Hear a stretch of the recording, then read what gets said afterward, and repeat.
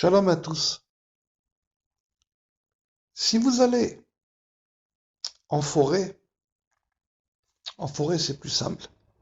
Mais on peut aussi aller au bord de l'océan, à marée haute et à marée basse. Mais c'est plus simple en forêt. Et que vous vous trouvez dans une grande forêt. Si vous prenez l'ensemble des éléments qui composent la forêt, toutes les arbres, toutes les plantes, et aussi, on va dire,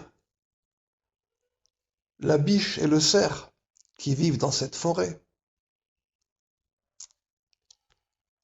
si vous mettez ça sur une balance, vous allez voir que les animaux, par rapport aux végétaux, pèsent bien peu, voire totalement insignifiants en quantité.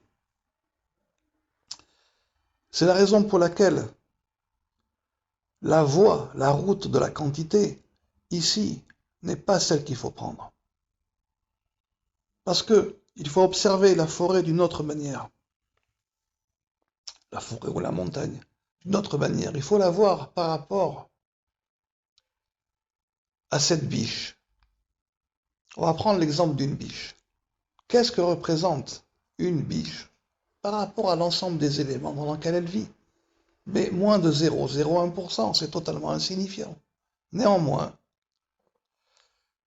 c'est l'animal qui lui est capable de se déplacer. C'est lui qui est capable d'amener la vie d'un endroit à un autre. Pareil pour un oiseau.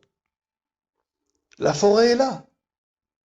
En nombre, elle est beaucoup plus importante par ces éléments. Elle amène aussi la capacité nécessaire pour que la biche ou l'oiseau puisse vivre. Mais néanmoins, si c'est cette biche que l'on recherche, il va falloir être capable de faire abstraction de tout ce qu'il y a dans la forêt pour pouvoir suivre juste ses pas au sol. Et par endroit peut-être un élément ou un végétaux duquel elle aime se nourrir et suivre ses pas. Alors c'est très peu de choses, très très peu de choses par rapport à l'ensemble de la forêt. C'est quasiment insignifiant. Quasiment insignifiant, peut-être de l'ordre de 1 sur 1 million, peut-être même moins. Néanmoins, c'est cela qu'il faut rechercher. Sortez, allez dans une forêt, observez la vie, vivez avec, passez-y un moment. C'est la même chose pour les gens aussi. Là, j'ai pris l'exemple de la biche par rapport à la shrina ou l'oiseau. Mais c'est la même chose pour les gens, par exemple, qui recherchent dans nos régions de l'ail des ours, ou bien une certaine plante, ou de la mélisse, ou une autre plante aromatique. C'est la même chose. Ou bien des gens qui recherchent certains champignons ou des truffes. Qu'est-ce que représente une truffe par rapport à l'ensemble des éléments qui est nécessaire pour sa vie? Pourtant, c'est cela qu'on recherche. C'est cela qu'on recherche. Donc, sortez. Si vous n'en êtes pas capable, demandez à quelqu'un. Demandez à quelqu'un une aide.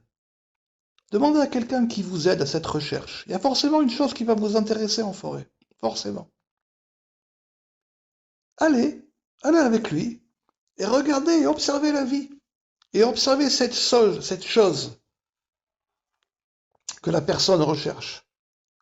Et regardez par rapport à l'ensemble. Comment il arrive à être ce pisteur, gachash en hébreu. Ce pisteur qui trouve cette chose. Allez, vivez et faites l'expérience d'un pisteur.